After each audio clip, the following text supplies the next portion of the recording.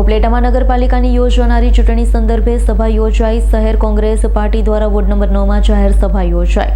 રાજકોટ જિલ્લાના ઉપલેટામાં નગરપાલિકાની સામાન્ય ચૂંટણીના પ્રચાર શરૂ થયા છે, ત્યારે વિવિધ પક્ષો દ્વારા જાહેર સભા યોજાઈ રહી છે. પોતપોતાના વિસ્તારમાં મતદારોને જંગી બહુમતીથી ઉમેદવારોને જીતાડવા તનતોડ મહેનત કરાઈ રહી છે.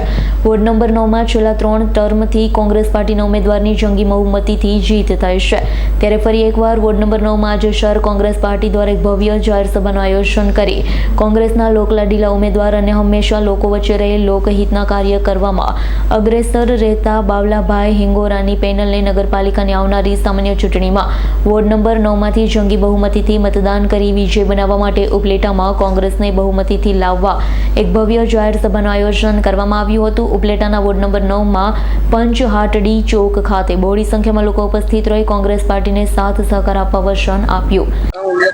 આજરોજ ઉપલેટા નગરપાલિકાની જે સામાન્ય ચૂંટણી છે એમાં વોર્ડ નંબર 9ની અંદર જાહેર સભાનું જ્યારે આયોજન કર્યું છે ત્યારે કોંગ્રેસ પાર્ટીના સૌ આગેવાનો ઉપસ્થિત રહ્યા છે. અમારા 4 ઉમેદવાર કોંગ્રેસ પાર્ટીના જંગી બહુમતીથી અહીંથી ચૂંટાવાના છે. ફરી વખતથી આ વિસ્તારની અંદર લોકમુખેથી અને જનતાની અંદર તમામ મતદારોની અંદર કોંગ્રેસ પાર્ટીને જીતાવવા માટેના સૌ પ્રયાસ કરી રહ્યા છે. સૌ મતદારોમાં પણ ઉત્સાહ છે અને આવનારા 16 તારીખના રોજ અહીંયાથી મોટા પ્રમાણની અંદર મતદાન થવાનું છે. ઊંચી ટકાવારી સાથે મતદાન થવાનું છે. અગાઉ પણ ઘણી વખત ચૂંટણીમાં આ વિસ્તારની અંદર રેકર્ડ મતદાન થયું છે.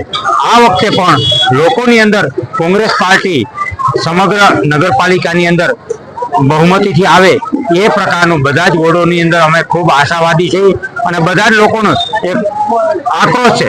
લોકોના જે પ્રશ્નો છે એ પ્રશ્નોને જે વાચા આપવા માટે ભારતીય જનતા પાર્ટીની જે સરકાર એમની જે બોડી હતી એ નિષ્ફળ ગઈ છે, ત્યારે લોકોની અંદર ભારોભાર રોષ છે. ત્યારે આવનારા દિવસોની અંદર 100% ઉપલેટાની અંદર કોંગ્રેસ પાર્ટીનું શાસન આવવાનું. વિપુલ ધમેચાનો રિપોર્ટ, S9 ન્યૂઝ, ઉપલેટા. અમારી તમામ માહિતીથી અપડેટ રહેવા માટે જોડાયેલા રહો S9 ન્યૂઝ સાથે.